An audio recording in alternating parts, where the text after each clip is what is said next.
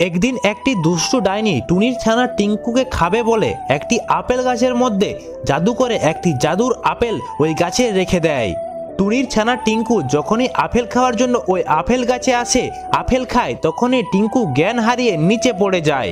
তখনই ডাইনি টিঙ্কুকে একটা খাঁচায় বন্দি করে দেয় আর ডাইনি বলে, টিঙ্কু, এবার আমি তোর কচি মাংস চিবিয়ে চিবিয়ে খাবো, হা হা হা।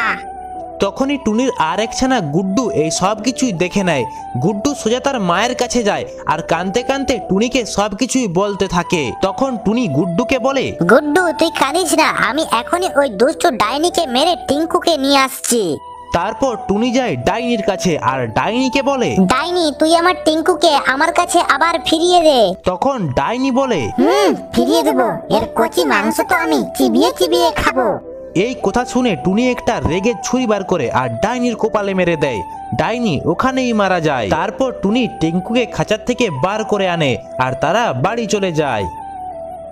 বন্ধুরা, এরকম আরো সুন্দর সুন্দর ভিডিও দেখার জন্য এক্ষুনি এই ভিডিওটা লাইক করে চ্যানেলটাকে সাবস্ক্রাইব করে দাও।